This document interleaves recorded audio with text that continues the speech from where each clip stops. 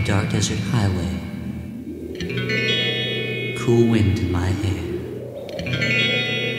warm smell of colitas rising up through the air.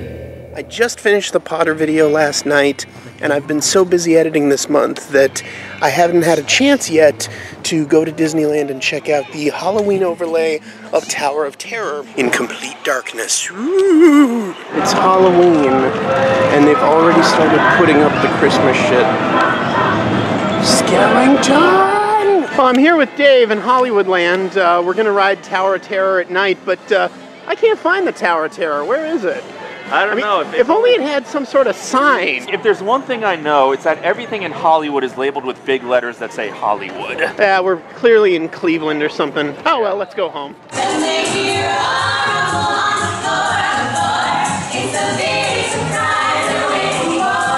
Literally the cheapest possible overlay. They just turn out all the lights. But probably an effective one, because it works on Space Mountain Ghost Galaxy. You know, eventually we'll get Guardians of the Ghost Galaxy for that Halloween overlay. Right. The collector's really trying to catch a space ghost. The only way to catch a space ghost is with a space Pac-Man.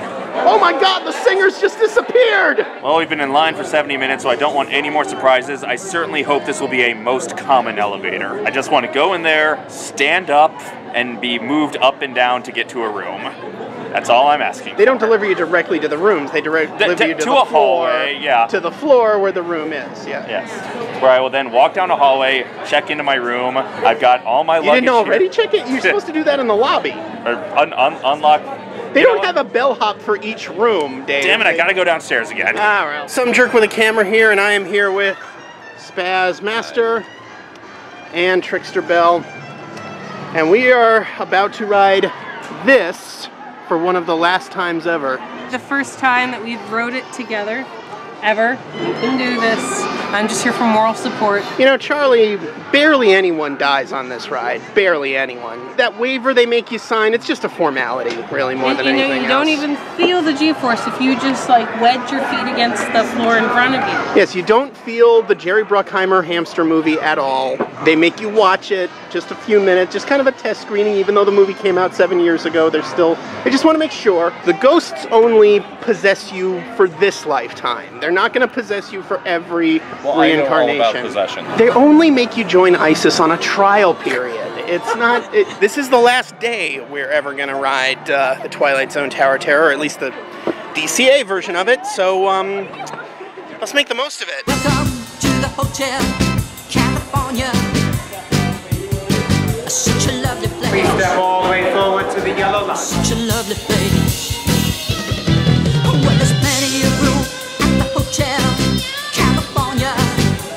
Okay, Charlie boy. Do I have a burst blood vessel right Nope. I might have smudged my lipstick on your face. You just rode the Twilight Zone Tower of Terror with your goodly wife, Haley, for the first and I'm guessing last time ever. I'm proud of you for doing it. Morgan and Dave and Nick, who is somewhere. Nick, get here and be in the vlog time. Sorry, Just rode Tower of Terror. It's still a wonderful exercise in anticipation. I love the build-up in this ride. You know, I look forward to Guardians of the Galaxy, but this really does hold up. And down. And down. I thought they only did this for Halloween, but apparently they're still doing it till it closes. After dark, they run the ride in pitch darkness, no lighting or They still have some of the voiceover. some of the voiceover, but no lighting or sound effects. That sounds terrifying. I was sitting in the Hollywood Hawaiian Hotel. We all just rode the Tower of Terror at DCA for the very last time. We rode it at night with the last chance to check in thing. The audio ends earlier than it normally would. So you don't have on your each usual floor. cues for when the drops. Yeah. And there's no it's music in the background to let you know I- instinctively when things are about to happen. So it's all unplanned. It's all freaky. There was an actual audible like, "Aww," in our car because we think it's shut down. And then it drops you. And then it drops you. Yeah, there's that moment of delay. what gets you is the silence. The silence had this uncanny valley effect. It's so quiet, you can hear like the machinery be like, That is hitting you. also And very it's freaky. super unsettling. It's all dark, but some of the house lighting is still kind of visible, so you can sort of see like the plants and stuff. And that really felt like we were in an abandoned building to me. It felt like I was in an episode of Ghost Adventures. adventures. When you see Disneyland, it's all lit up with lights. So there's this juxtaposition of this terrifying darkness, and then suddenly it's like, wow, pretty Christmas lights. This is a great view. And then they drop you again. It's almost like they give you a glimmer of hope, like in a horror movie, and then they snatch it away. You're so familiar with Tower of Terror, and you're like, oh yeah, we're gonna drop now. So I even like pre-screamed a little bit, like I always do. And then we waited, and it was way scarier than Tower of Terror's ever been. Because there's so much dead silence where you might pre-scream as a joke, and then it's like, oh, we got another 10 seconds. We're just sitting here awkwardly knowing that you pre-screamed. Oh, well, guess everyone else is just sitting in my pre-scream then. Premature exclamation. Yes, premature exclamation indeed, Nick. I think it would be a good idea for Disney to do, as a seasonal Halloween event, to do late check-in in Florida. Yes. Since that's the tower that's staying open just for Halloween. I didn't ride, but I took a survey. Yay! I did my civic duty. When it opened in 04, it really felt like it was two things. It was giving DCA a much needed scary ride. It had thrill rides, but it didn't have an equivalent of Haunted Mansion until Tower of Terror opened. And also to make it feel more like Florida, even though in many ways the DCA version fell short of the MGM Studios version. I would be very, very angry if they weren't replacing it with anything, if they were just like shuttering it or making it, you know, seasonal only. But the fact that they are, and not just replacing it, but replacing it very quickly with, you know, a whole new type of, the first Marvel ride is really exciting to me. So, you know, it's bittersweet. I'm getting all misty-eyed over the damn tower, over the damn Twilight Zone ride. You've taken a survey. I'm taking a survey. We'll meet again. Don't know where, don't know when, but I know we'll meet again some sunny day. Actually, I do know where, in Florida. Yeah. I'm just seeing a tree, guys. Smiling through, just like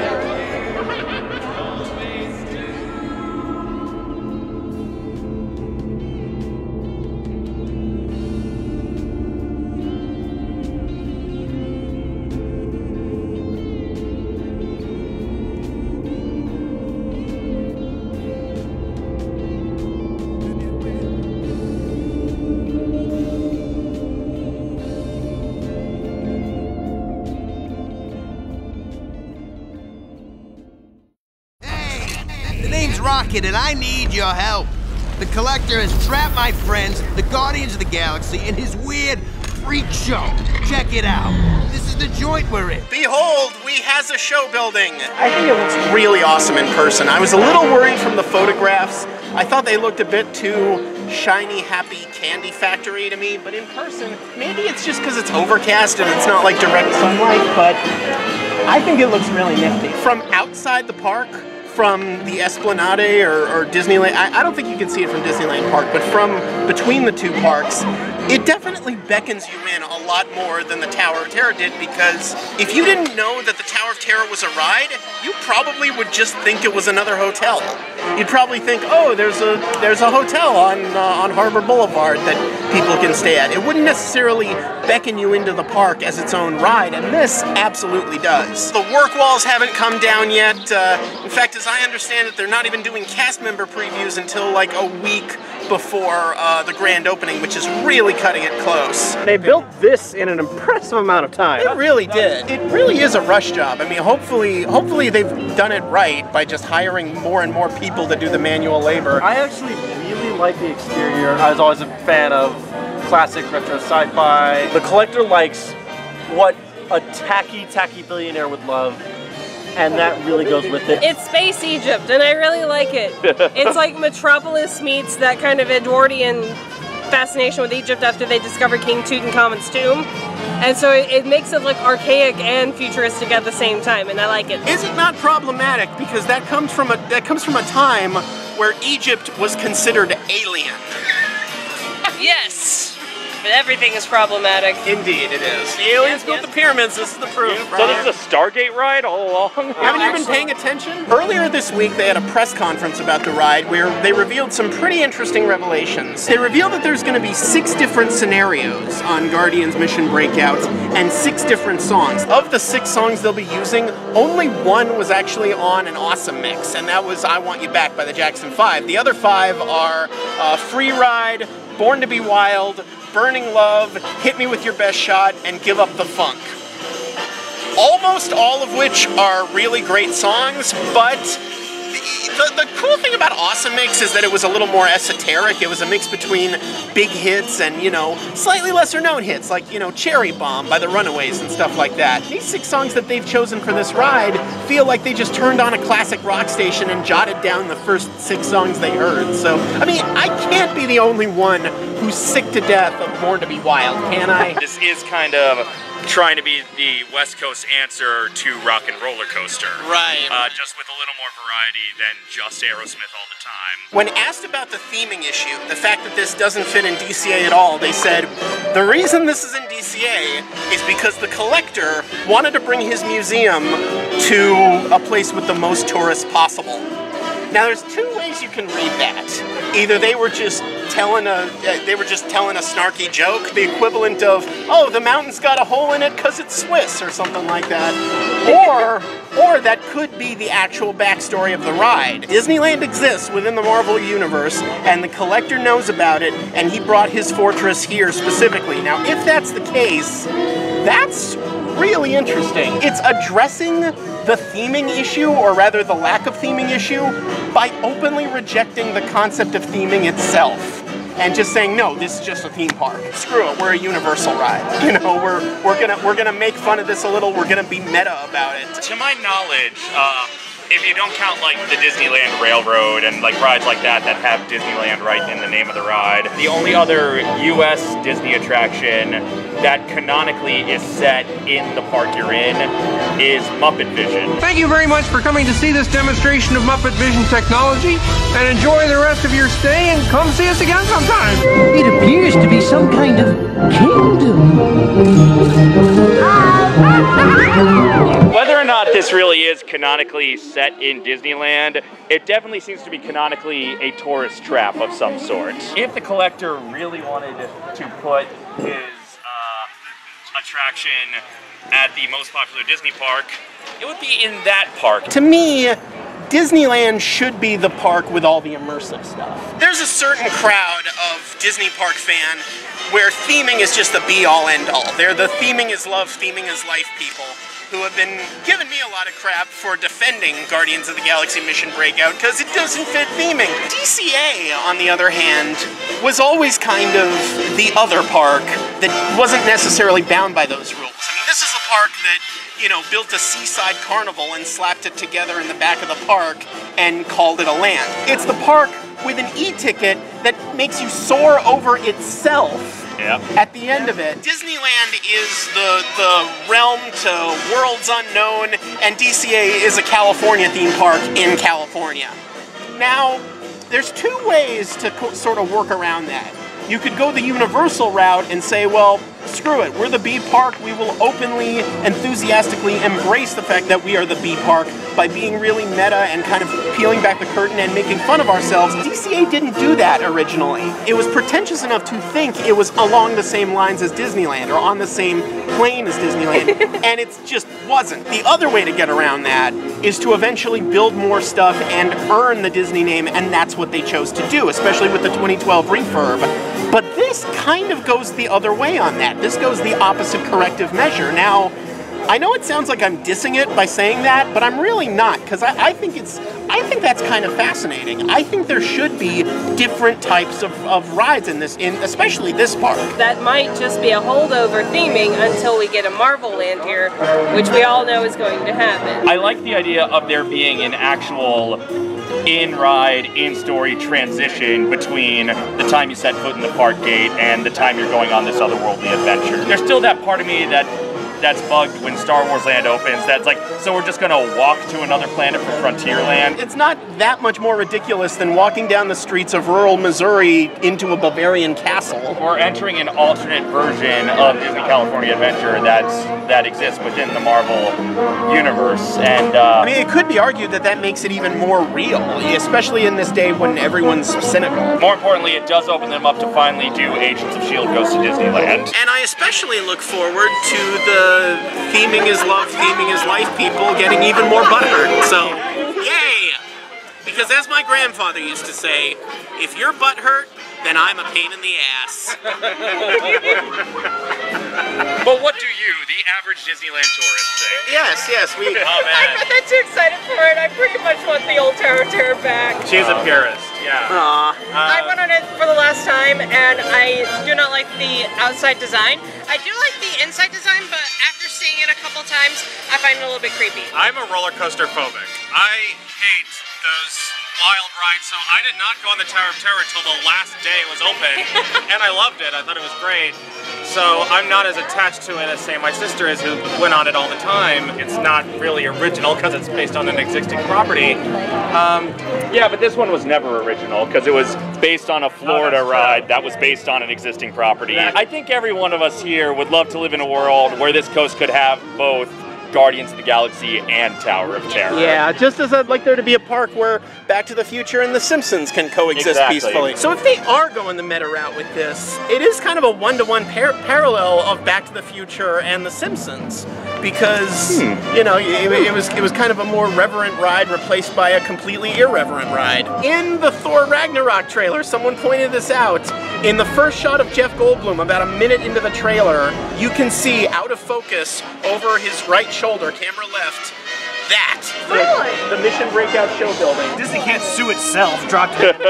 Jeff Goldblum's character in Ragnarok is the Collector's brother.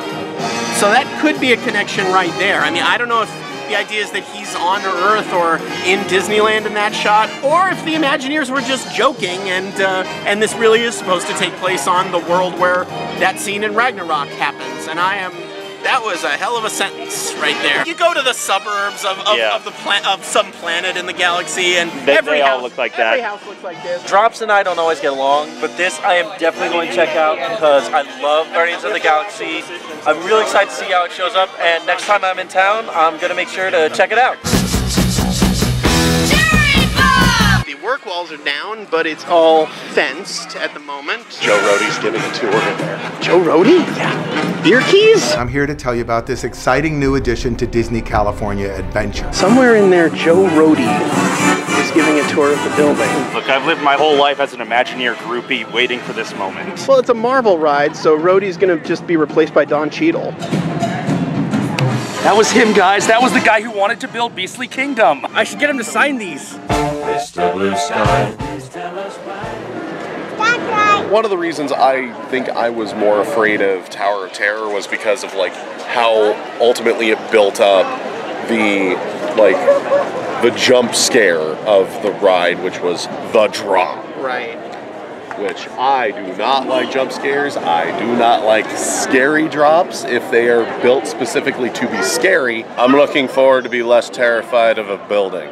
I got bitten by a radioactive bug. I tried experimental drugs. Went up for a stroll on a gamma testing ring. I found an enchanted hurricane. So I guess the DC park would be Hero Down. Heroes down. Aww. Why did you say that phrase? I'm noticing a weird lack of Iron Man. Because they've got Spider-Man and they've got Captain America, and you know, Captain America is weird because you can still see his face through the mask. That's totally Chris Evans, ladies and gentlemen. Looks more like Chris Pine. Iron Man and Captain America just had a civil war last year, remember? So it doesn't explain why Spider-Man's here. They are bitter exes.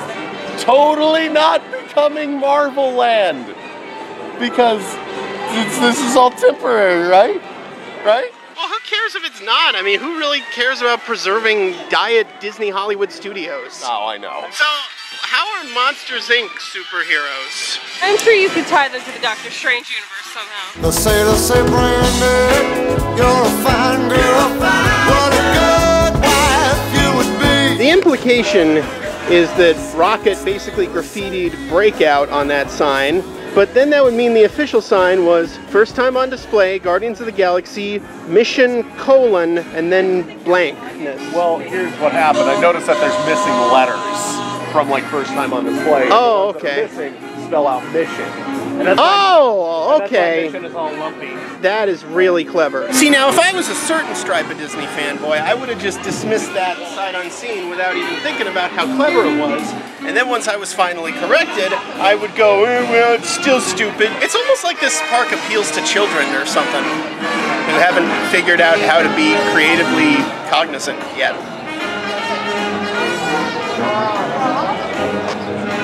Show's mine now.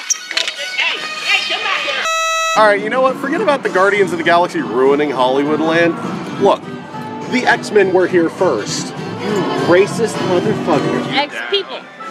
It's not X-Men, there's X-people are X-people. dead. You XJWs. Our friend Ian here is a cast member, and he got to go on this thing today because they're doing very strictly cast member only previews. So he did not have any +1s, as I understand it. Is that correct? Yeah, pretty much, unfortunately. Much less +5 of us. You see, the sad thing is, you wouldn't have to go and betray us. You see, you don't betray me. You see, when these people over here, when they first found you, they wanted to eat you. All right, inside man, tell us how it is. Ooga fucking shaka, bro. That's all I gotta say. All right. That's all I can say. I don't even remember writing that thing. I might have to go again, actually. Oh. As a replacement to Tower of Terror, it succeeds. As a starter to Marvel Land, it works even better. In terms of its pre-show, like a Universal attraction, it can be a little reliant on screens, but that was kind of expected to me, but it's all the environment that helps all the more. If you're a Marvel nerd, it's going to be a lot of fun. Nice. You're going to see a lot of Easter eggs and all that good stuff. People are going to complain for the next few weeks, like saying, oh, look at this, it's steampunk Tower of Terror. How could they ruin such a great attraction? But in the long run, they know what they're doing. So honestly, for a first step, again, towards Marvel Land, it's the best step that we could possibly be taking right now. We need you to help us break out. Got it? Good. Now move it. I gotta go.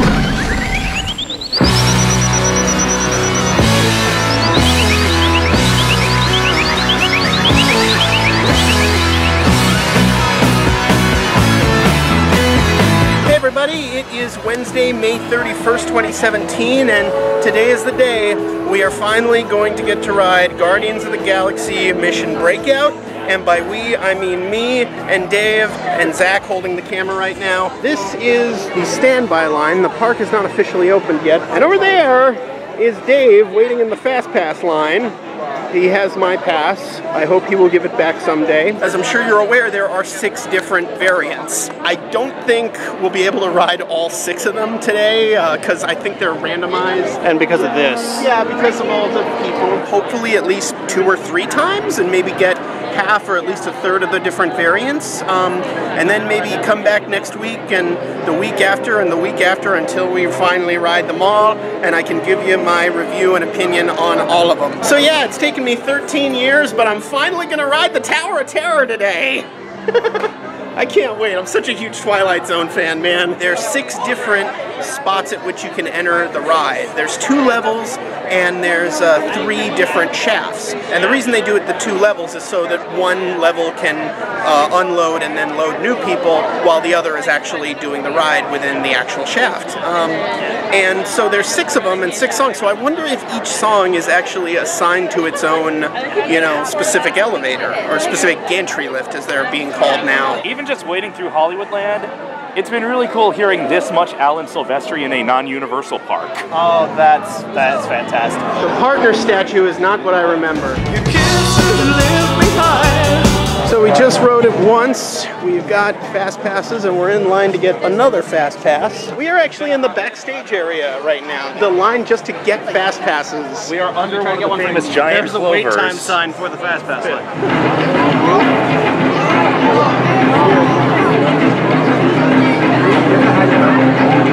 So was meeting Groot everything you dreamed it would be? Yes, he said I am Groot. It was awesome. He said you were Groot? That's it. Yeah, You're not Groot, you're BRIANNA. No, I'm Star-Lord. Oh, okay. Yard no. Sponsored by Travelocity. There's the Romeo and Juliet ride in its entirety. You got something right. Oh, is it a twig? You know, you got a growth on you. You got a growth on you. No, that's the beast. Hit me with your best shot. Why don't you hit me with your best shot? This takes place during the credits of Guardians 2. It has to take place after Guardians 2 because all of the stuff, because there's stuff from Guardians 2 in the ride, but it's before that post-credit scene where Groot's a teenager. Or it could take place immediately before Guardians 2, and I think it does because the Walkman's in it. Well, but Mantis shows up. Oh yeah. They're using MCU characters and storylines, but it's its own universe. Oh, I keep them in their plastic and their special bubble wrap, and I never even open, peel back, unsnap, alphabetical and ordered in their perfect numbered place. Every toy from every childhood in a locked case. This Groot, I swear, is like a painting. No matter where you are in the room, is looking at you. Do you have that on loan from the mansion?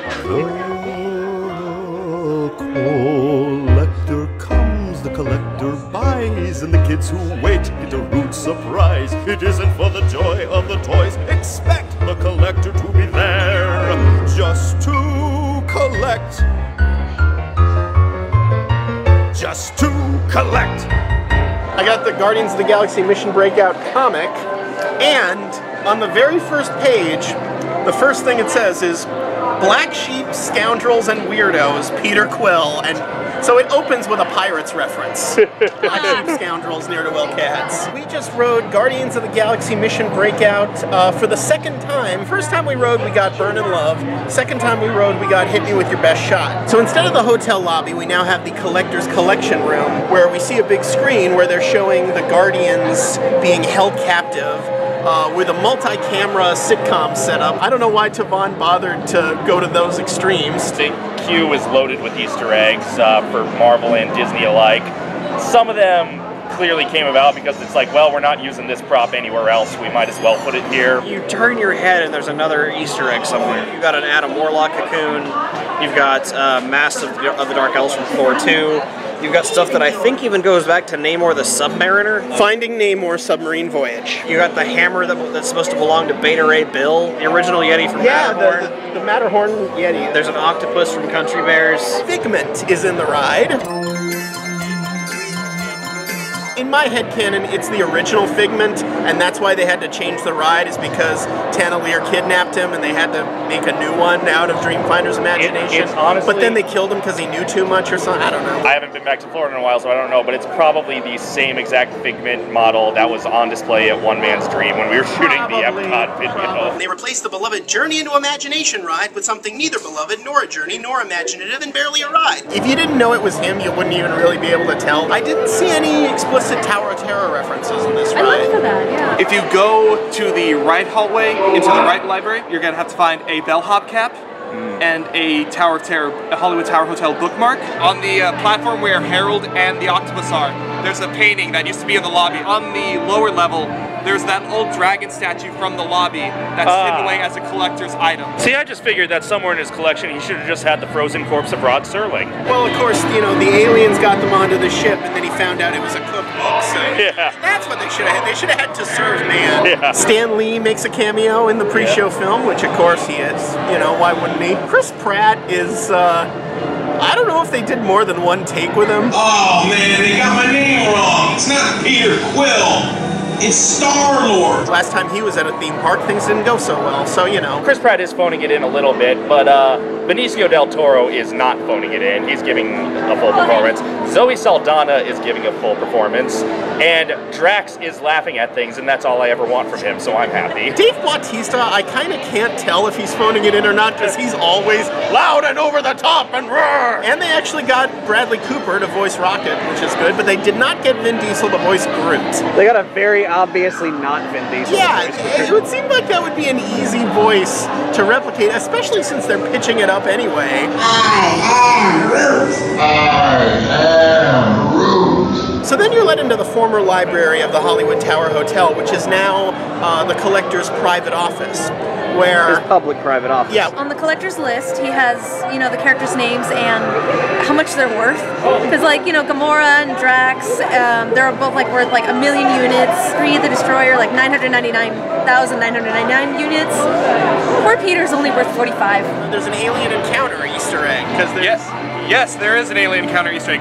Now, for all you youngins who don't know about alien encounter, go Google it. So, on the desk of the collector's office, there's a couple letters that he's writing, and one of them is to or from XS Tech, which is the company that Alien Encounter was based around. XS Tech is Marvel canon.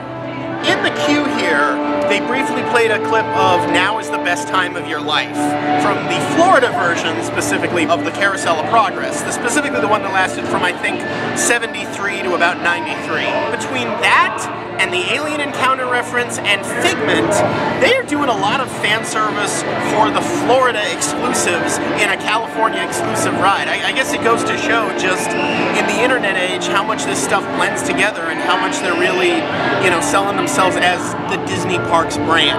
The video goes for like 30 seconds and then you hear Rocket start mouthing along with it, kind of like in the Guardians TV spot. We're a walk down Main Street can feed you with And then the Rocket animatronic pops up. What? Of course I escaped! This is why I always say to wait until you ride the ride before you judge, because what is it that theme park fans are always complaining about these days? Not enough animatronics. We've lost the art of animatronics because everything's just on screen now. Well, guess what? Rocket's not on screen in that scene. He is an animatronic, and he's one of the best ones they've ever made. That's already infinitely more physical effects than Tower of Terror had. Tower of Terror had physical sets, but all of the effects were screens and projections. When it's actually designed in-universe to be an attraction, for one thing, they make a lot more sense for this system. Like, it never really made sense on this coast Tower of Terror that the elevator doors open to a hallway, where you then go through more elevator doors. Same with the fact that you sometimes have to take stairs up to get to the elevator. Remember that first State of the Parks I did where I predicted what the ride's storyline would be? I was completely wrong. I didn't get a single thing right that I didn't read somewhere else. They don't try to blast you out of the building. You're simply being lifted into another floor to see pieces of the collector's collection, and then Rocket shows up and screws with everything, and it's so much fun. Aside from the superficial, like, branding elements, like the music and the voiceover, the suspense aspect of Tower of Terror, where they build up to the drop, that was the only thing about that ride that was even remotely Twilight Zone-y. Guardians being an action comedy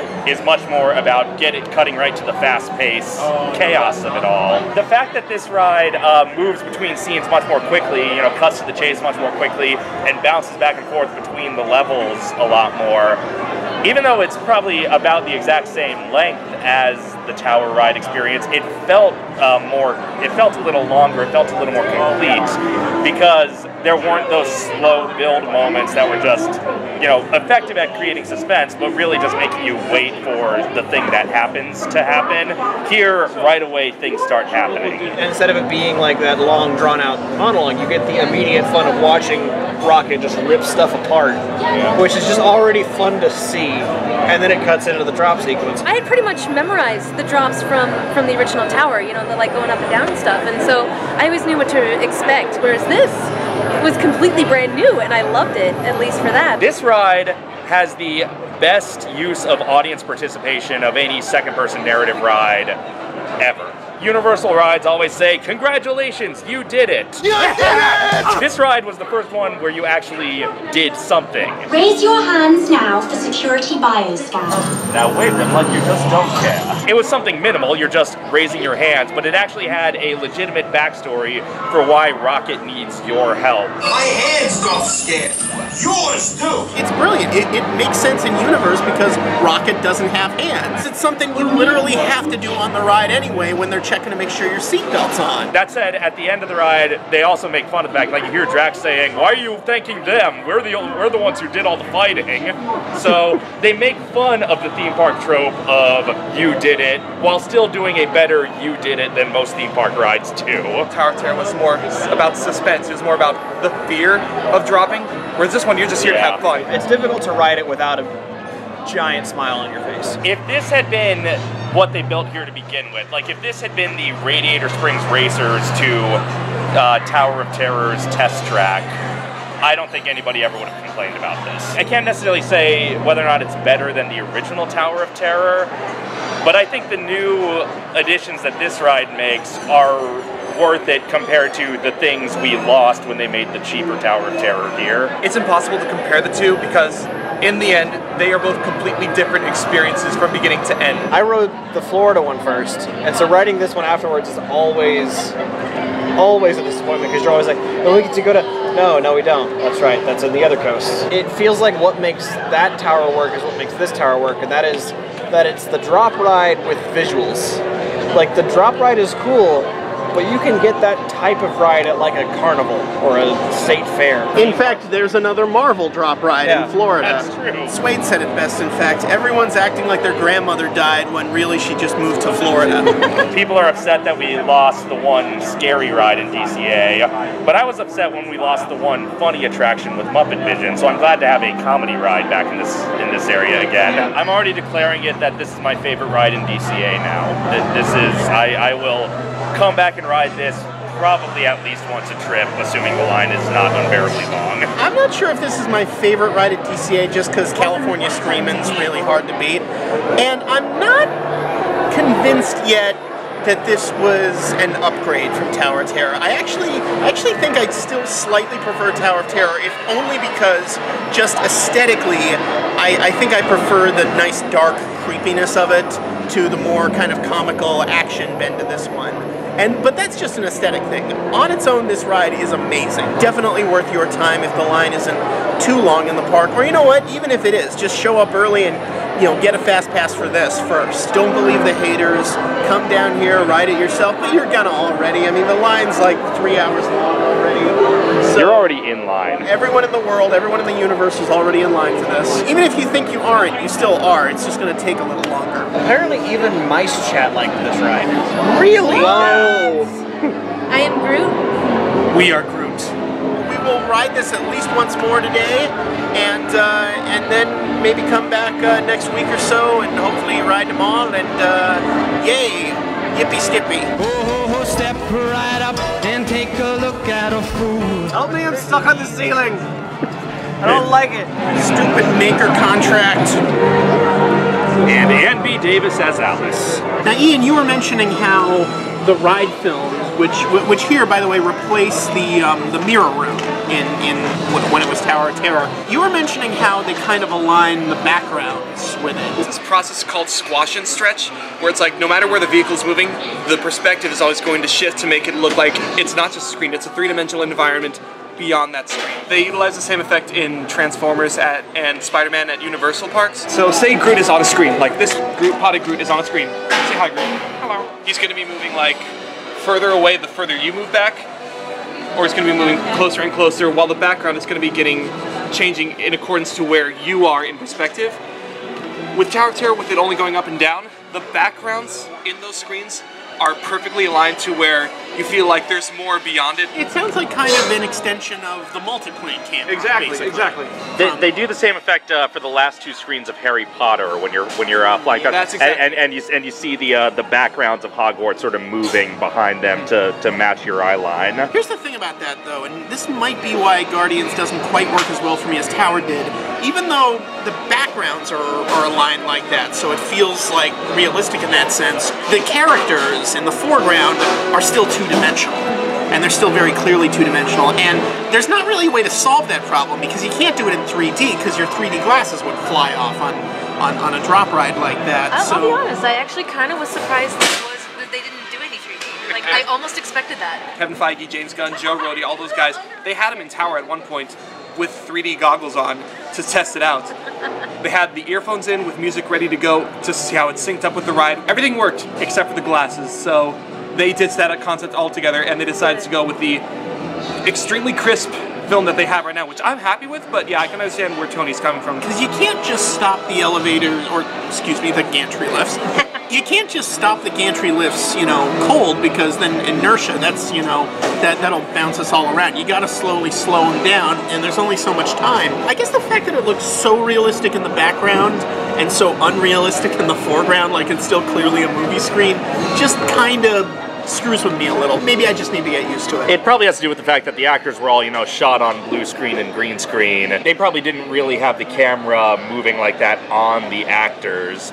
And if they had rigged up an actual film camera that was going to match what the motion was going to be, that probably would have sold it a little bit better for the actors in the foreground instead of just superimposing them over the digitally moving background. It didn't bother me just because every theme park that relies on screens is never going to look completely convincing. Even Harry Potter and the Forbidden Journey, you never think you're not looking at a screen. I was already suspending my disbelief that, like, yeah, it's going to be screens, but I'm going to like what I see on them. It's clearly a screen. That's going to be a big question mark, the trolley. If this does in fact all turn into Marvel Land. It's like, I guess maybe if you squint you could maybe tie it into Captain America the First Avenger, but that's really a stretch. I keep hearing rumors that they're going to expand Marvel Land behind Tower. If it's true that they can't call it Marvel Land, like if it's true that the Marvel name is still tied to Universal for use in the theme park land, they can keep Frozen open if they theme the land around not superheroes but superpowers. At DCA, right by Mission Breakout, they put a physical cold tag.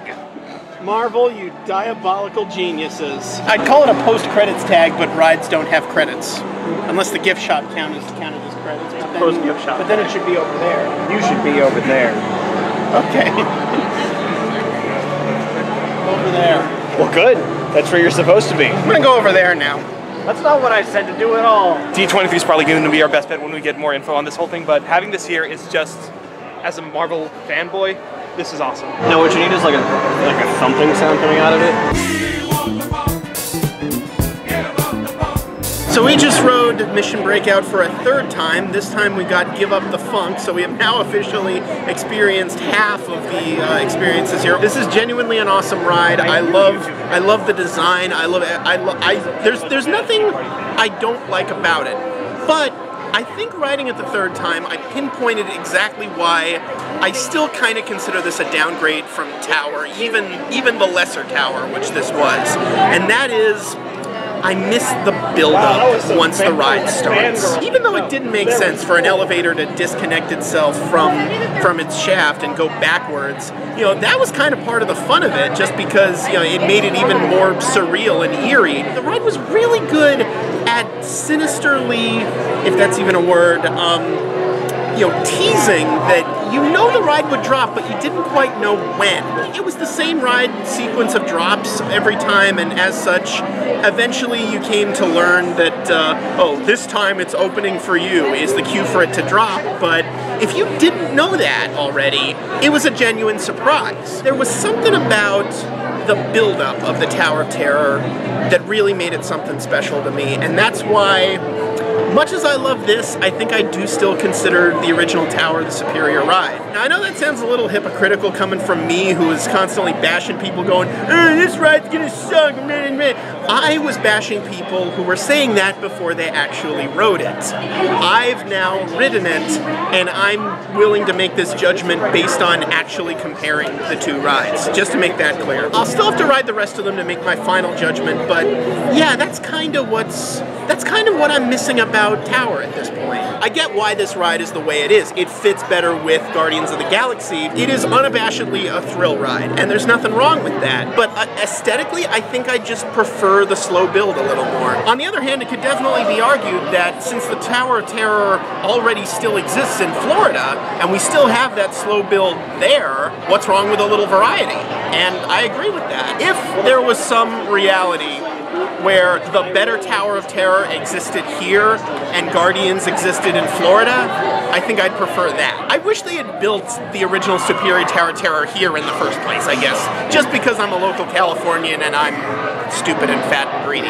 In addition to, you know, the drop, you're also getting Give Up the Funk, so you're getting like the tense of the drop and you're getting the fun of the song. That kind of dilutes the tension. I mean, how tense can any situation get if Parliament Funkadelic is playing? Even saying the words Parliament Funkadelic, how can you be tense hearing the... Oh, I'm sorry. I'm sorry. I forgot your village was burned down by Funkadelics. A parliament of Funkadelics specifically. Okay, I am tired of you. I'm done. I'm sorry. I only skimmed your autobiography. I get what you mean about missing that element of build-up, and that definitely was something I always appreciated about Tower of Terror. I don't think I miss it as much as you did. That's partially because I know that, you know, the original Tower of Terror still exists, and I will ride it again someday. I'm glad that both exist. I'm glad this ride was built, and if it had been built in Florida instead of here, as long as it didn't replace the Superior Tower, I would have been cool with maybe only getting to visit this ride every couple of years. I only rode Tower occasionally while it was here, partly because every time I was riding it, I was, you know, missing the elements from the superior, more expensive version in Florida. I don't begrudge people who prefer Tower of Terror to this. I don't begrudge people who miss Tower of Terror and wish this was never built. There are honestly a lot of ways, both good and a couple not so good, a lot of ways where this feels much more like a Universal ride. I guess for lack of a better phrasing, it's such an attitude-heavy ride that it really feels like a Universal ride except on a Disney budget. What if Poochie was actually relevant? Exactly. This ride just gives me such an adrenaline rush every time I get off it. It's like watching a great music video or a great action movie where afterwards I'm just like, oh, I could take on the whole empire myself. The Tower of Terror, as much as I loved it, never really left me with that exact kind of an adrenaline rush when I got off it. I've been having a blast every time I've ridden this so far. I'm really excited that I'm going to get to ride this so many more times. I might get sick of it someday, I don't know. The Tower of Terror always did give me a huge adrenaline rush. I think even more so than this ride. Now maybe I'm just jaded, but it feels like the drops on the Tower of Terror were a little more intense than this. I don't wish this hadn't been built. I'm glad this was built. I'm glad I get to experience it. I think it is a kick-ass ride. And I'm glad that DCA gets to have a comedy ride again. I just wish we didn't have to lose the Dark Sinister ride to make it happen. I wish DCA still had its own Dark Sinister ride as a sort of counterpoint for the Haunted Mansion. On this coast, at least, Mansion is still in walking distance. Yeah, that is true. So I guess for a lot of people, this is going to be like the Dinosaur to Towers Indy, where like it's still good, but not as great as the one they really love. Not for me though, because I love Indy even more than I love the Florida Tower, and this is way better than Dinosaur, like objectively.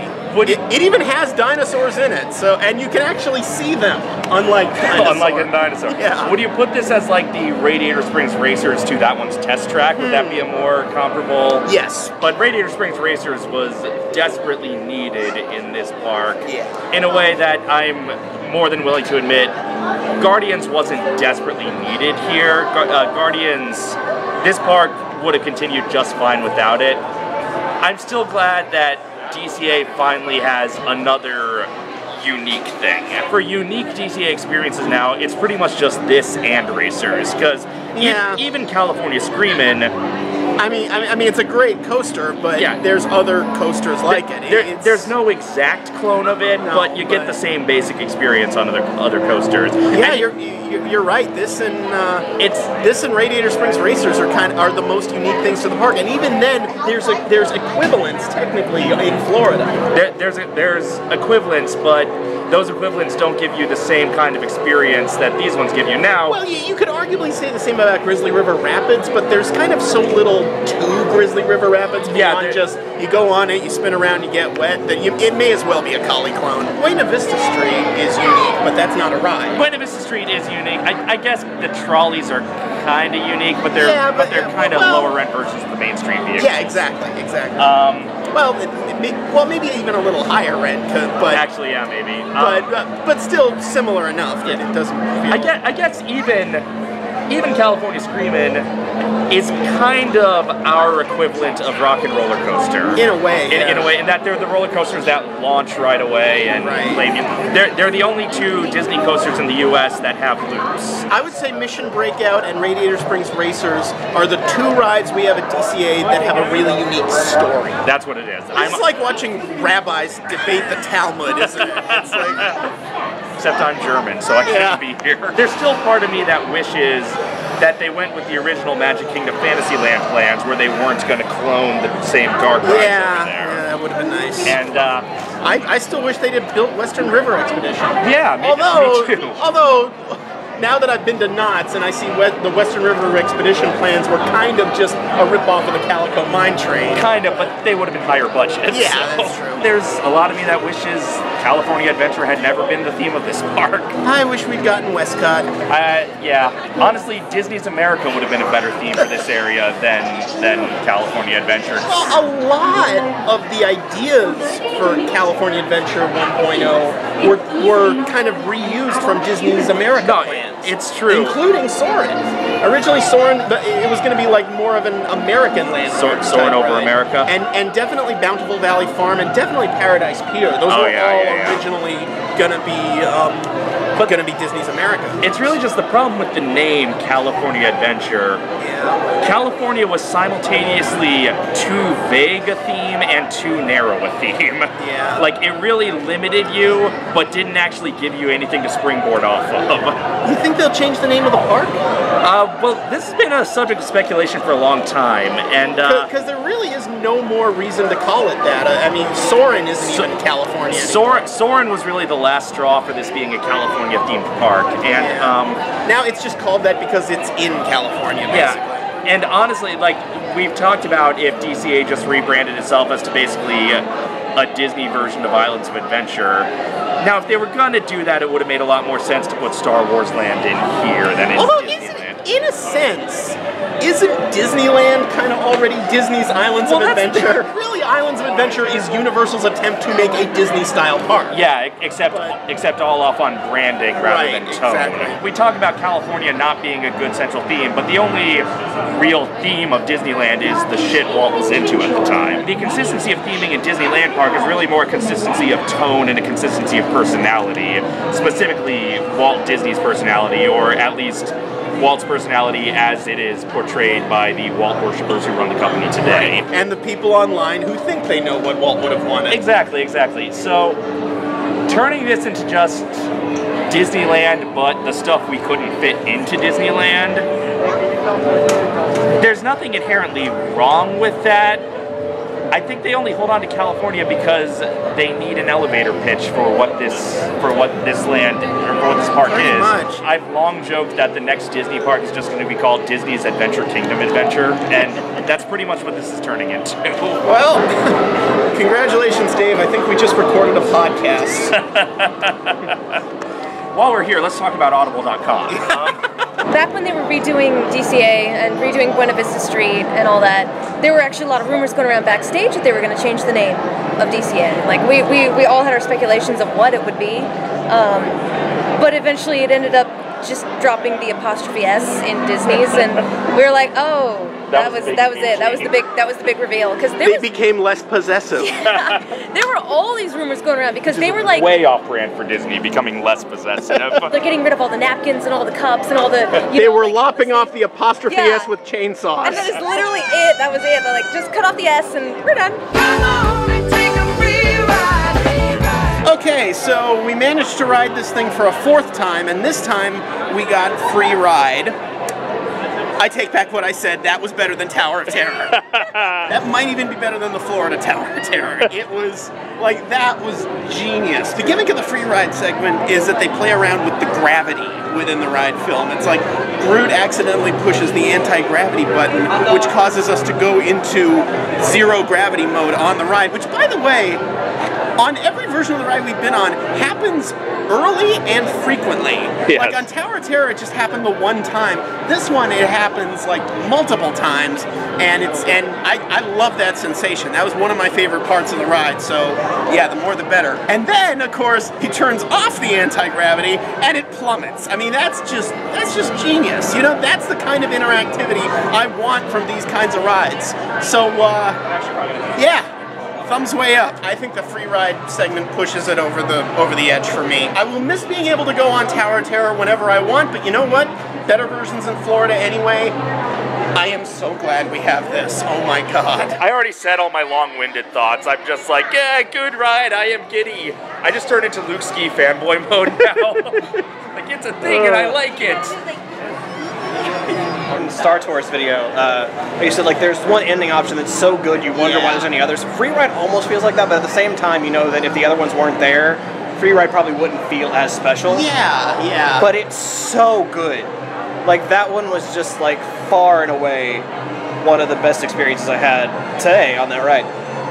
So I guess the only thing left to say is, you know, Wonder Button powers activate.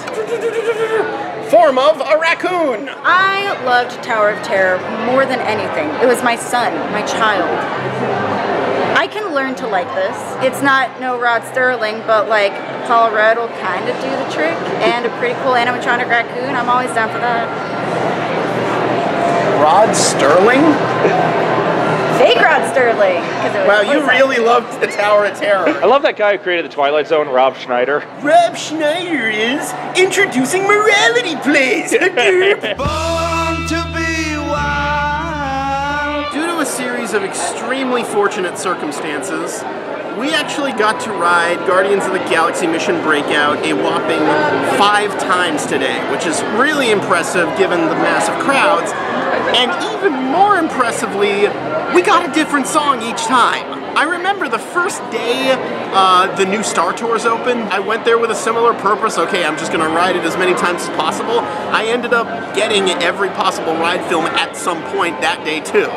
So maybe I'm just a good luck charm for opening days or something. I was at Disney World with a friend. I rode Star Tours 3 times in a row and I kept hyping up how it's different each time. Each fucking time we got Tatooine, so...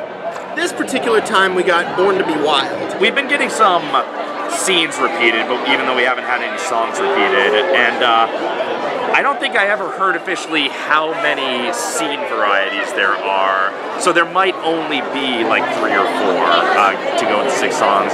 I don't actually know, and I'm sure that information is readily available on the internet, but I am lazy. Each ride film you get is only a few seconds long, and it's basically just one gag. But the gags are really funny, like Star-Lord getting, you know, tangled up in the squid's tentacles and all that. It's really hard to tell with rides like this which elements are actually connected to each other and which are just all at different random roulette wheels. And that's the thrill of the hunt. And on the Born to be Wild one in particular, when it reaches the top and the doors open and there's Disneyland, Rocket says, "Disneyland? That's thematically inconsistent." That might be my favorite joke in certainly any Disney ride ever. It's such a cool in-joke for the theme park nerds, and particularly the theme park nerds who won't shut the hell up about theming. Theming is a nice garnish on theme parks, but I don't really think that it should be the be-all, end-all. It didn't fit theming for Disneyland to be seen out the window of a 1930s hotel either. I think theme park fans are more sophisticated nowadays in the sense that we have the internet.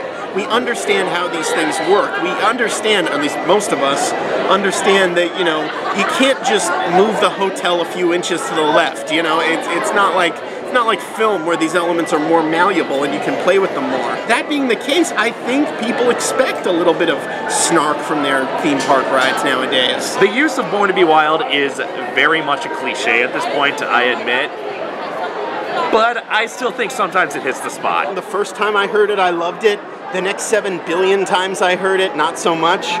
So it's not exactly nails on a chalkboard for me. You know, it's not Party in the USA or anything, but it just kind of does nothing for me at this point. But you know what?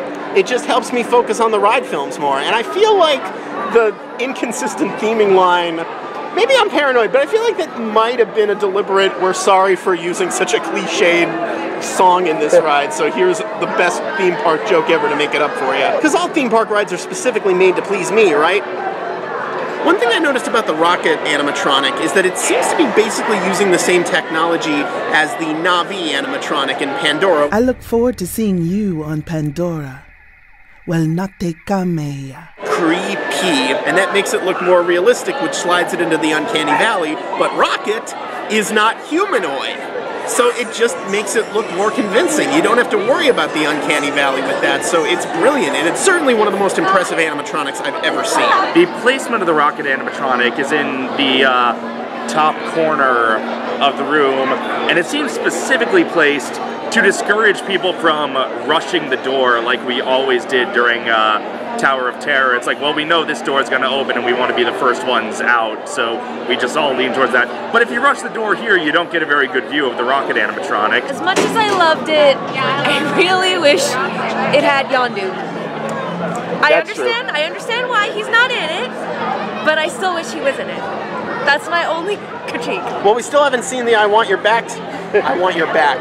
I want your baby back, baby back, baby back. But I guess if you want to see Yondu, you can just go over across the street to the Jolly Holiday Cafe, where there's the little statue of Mary Poppins on the carousel horse.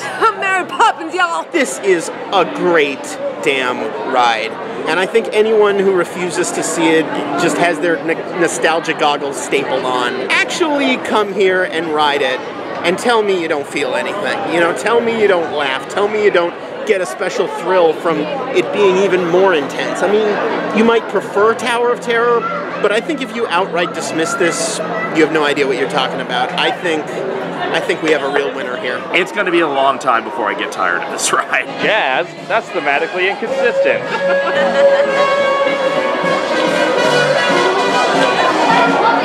That's from Razzmatazz Volume 1. Tuppence, tuppence, tuppence a bag. Blam! Now, like I said, we've gotten 5 out of 6 songs. The one we haven't gotten yet is I Want You Back. Wouldn't it be funny if that became like my white whale with this ride? Like, I got the first 5 on my first day here, but then through all of June, I'm just gonna keep coming back and coming back, hoping to get I Want You Back, and I never will. I hope I don't end up regretting saying that.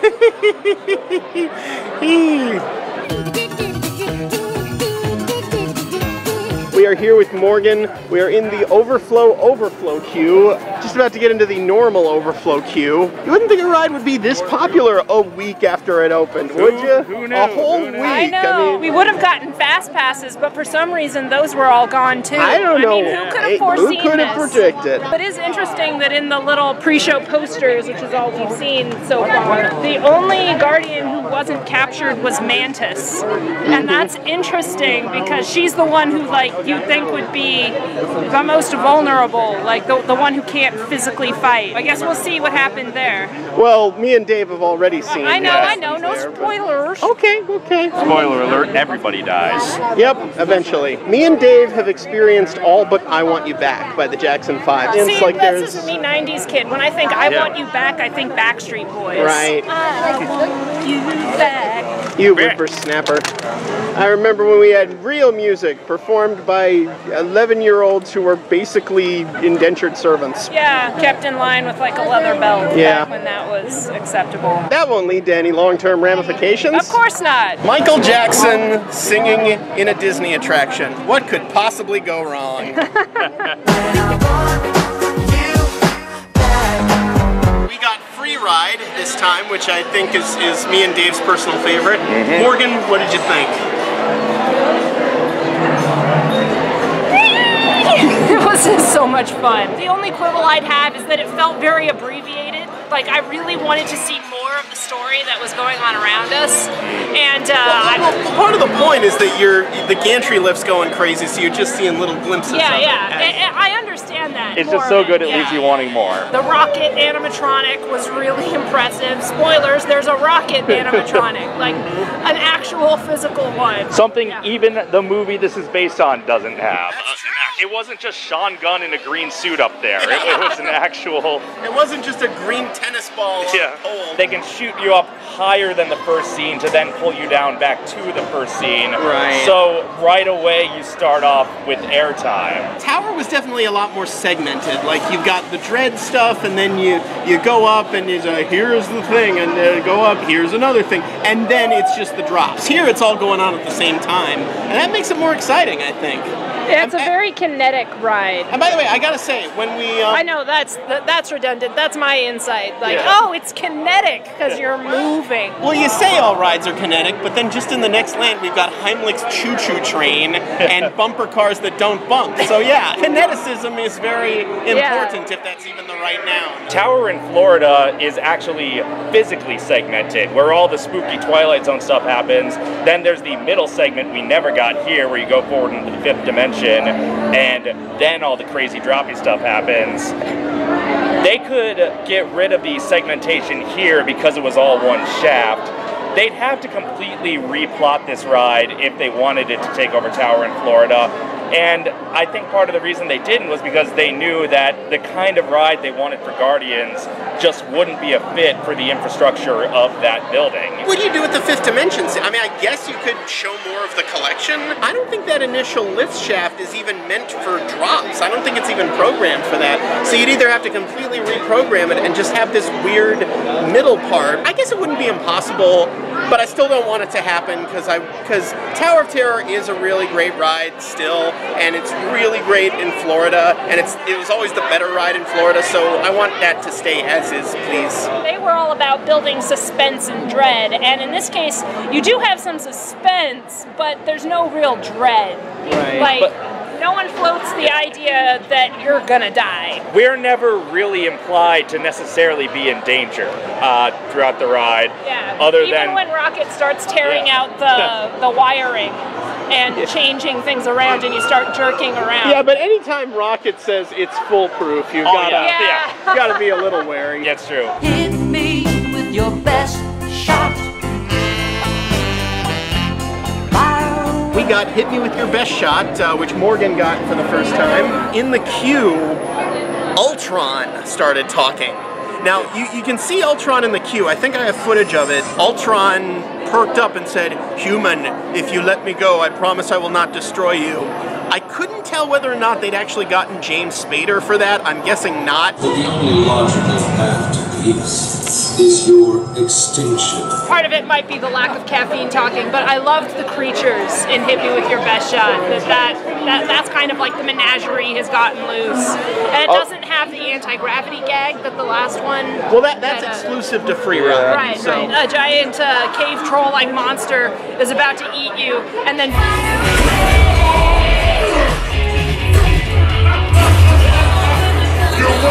For the tides, the sun, the sky. Hit Me With Your Best Shot played, and the third ride film happened during the solo of that. So I'm wondering if they specifically picked songs that had the solo at about the same point, because a lot of pop songs do follow that exact same structure of verse, chorus, maybe a bridge and or a solo, and then maybe a last verse and a final chorus. Since the last ride film was the most dialogue heavy. Yeah, exactly. I do kind of miss the impending doom aspect of Tower of Terror, but then again, I like that this ride is longer and a little more consistently thrilling, so win some, lose some, I guess. Yeah. 6 of 1. Our cast member friend Ian was very kind enough to give us this special collector's item, Mission Breakout mixtape. It's a blank cassette. It's a blank cassette. Good luck finding one of those these days. You know how long it is? If it's 30 minutes, 60 minutes? I'm not entirely sure. They just said, here, have a nice little thing. Cast exclusive, right there. And it comes with this booklet here. Comes with this little booklet with pictures and facts. You will never be able to get one of these unless you find it on eBay in a couple of years. This is just me being a nerd and finding connections where there probably are none. But if you arrange the songs alphabetically and the songs chronologically of when they were released, they line up perfectly except for I Want You Back. And I Want You Back is the one we haven't gotten. The Illuminati is trying to tell us something, I'm just not sure what. See, I think they just closed Muppet Vision before they could turn the friggin' Frogs gang! No! It's all the deep state, man. It's the deep state. They're coming for me. Help! When I took you from your home with terror, these boys, they wanted to eat you. They wanted to eat you up. They never tasted terror before. That's what Fred Trump said to his kid every day. We are at the Practical Pig Cafe, aka Starbucks, and we are waiting online to get coffee and breakfast, and we noticed something over there. That is a poster for the Carthay Circle Theater.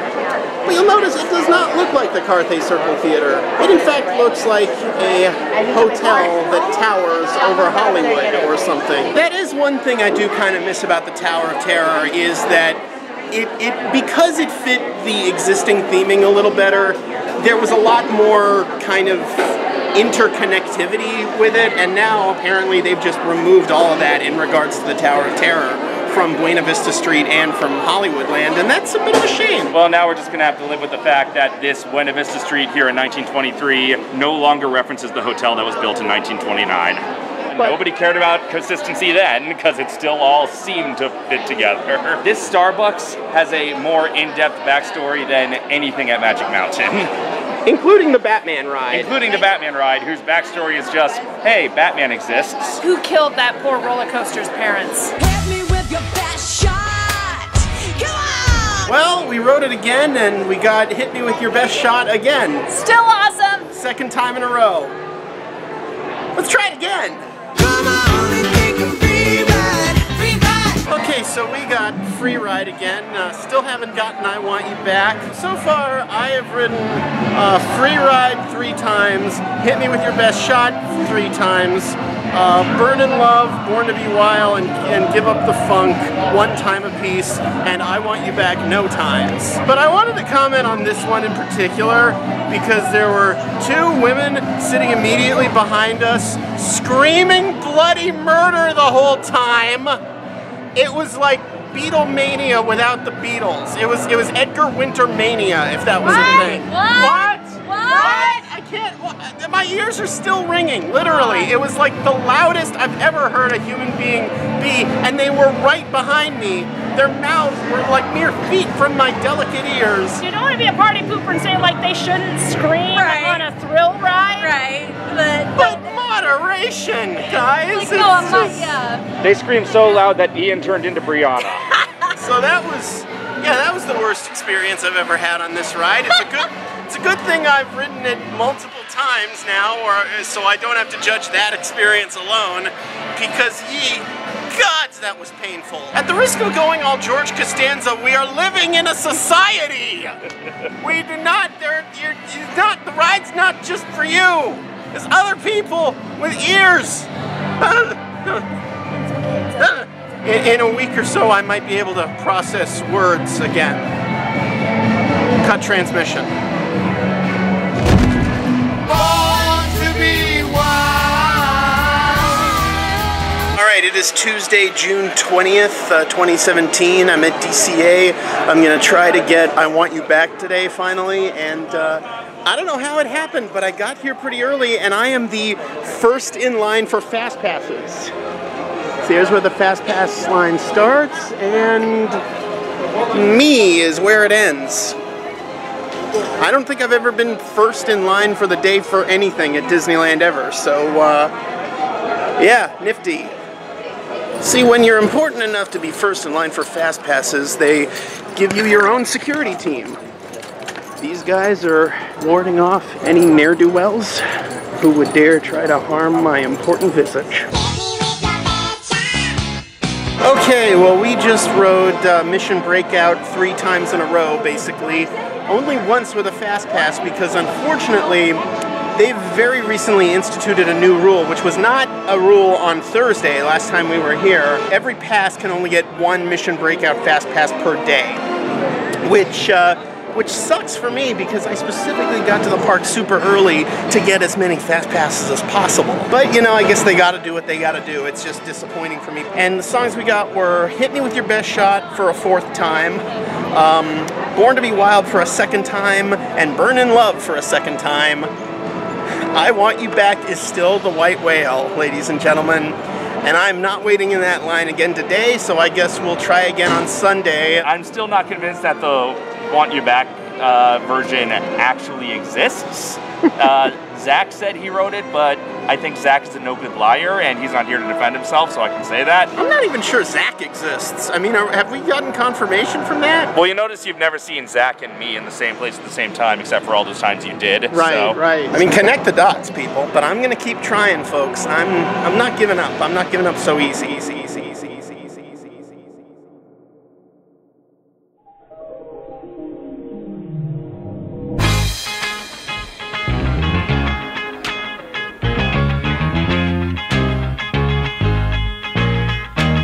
Okay, so here's what happened. I got to the park bright and early. I arrived at like 7 a.m. this morning. These guys were still getting ready because, you know, you're packing because you didn't do it last night. Sorry. And as you see, they're all wearing VidCon t-shirts because that's where we were going. That's where you were going. So Dave texted me and said, hey, we probably won't make it by rope drop, but go ahead and ride Standby Guardians while you wait. And I did, and I got I Want You Back. Yay! So now I'm sorry. Now you could have gotten it too if you. Well, if I had abandoned these guys and come Tony, on my if it own. makes you feel any worse, I've gotten I Want You Back twice. I wouldn't worry too much about it though, because the 2 film clips are literally just the first clip from Burn in Love and the second clip from Give Up the Funk. That's an actual smile on my face right there. All right, well, we just got Burn in Love, and it really stings around the nether regions. But anyway, Burn in Love might be my single favorite song of the 6. I love that hero shot at the beginning. It works for I Want You Back too, but it really works for Burn in Love. It is just so well done. This is the second time that I've really noticed the car fucking going wild during that big hero shot where they jump out of the cages. Like, everybody in the car cheering for this video screen. That's the power that the energy and excitement level of this ride has. I really dug it. I like where Drex punched the monster in the face. That was funny. It's a good Moana reference. When I initially rode this as Guardians of the Galaxy Mission Breakout, I only had one thought immediately after, and that was Tower of Terror can burn in hell. Okay, maybe not actual hell. It can burn and burn and burn in hell, yeah! Maybe not actual hell, but maybe Mr. Toad hell. At the beginning of this vlog, you were terrified to go on Tower of Terror, and it like triggered some sort of anxiety issue for you. It always kind of has. I typically don't like modern horror movies. Like, I'll watch them if they're good. The way they treated the ride system was more like a jump scare, and I do not like jump scares. Like anybody like coming up from behind me and just scaring the shit out of me, making a loud noise. You nearly hit your brother in the head with a guitar. I nearly hit my brother in the head with a guitar once, like chased after him with baseball bats, like everything. Like you don't do that to me at all. You do not startle me. I do not startle well. Don't do it. Well, I'm not startling you because you see me do it. So how much Back of on the bench. Okay. So how much of your improved enjoyment of this one? I'm trying to ask the man deep, thought-provoking questions here. Well, then do it. So how much of your improved enjoyment of this one has to do with the fact that the suspense angle is taken out of it? That there's not that tension and build-up. It's just, let's cut straight to the action. Yeah, I love the fact that it's really more of an action-oriented ride, and the fact that there are drops in it with something of a more comedic angle. The drop isn't so much a jump scare anymore. The drop is the punchline. I definitely prefer this over Tower of Terror because I'm not afraid anymore. You hear that? I'm not afraid anymore. You hear that? I'm not afraid anymore. You have no power over me. So you see, haters, this is why they got rid of Tower of Terror, for people like this. This is why. Why are they turning Tower into Guardians? What reason for it? This is the reason. Bring families together. We wrote this together every time now. Don't send him death threats. No, send me death threats. I'll block you. So, ladies and gentlemen, I think that concludes our Guardians of the Galaxy Mission Breakout vlog. It has been a tremendous time getting all this footage for you over these many weeks and months, and now the only way I can possibly end it with all 6 Mission Breakout songs played at the same time. Enjoy! Yay!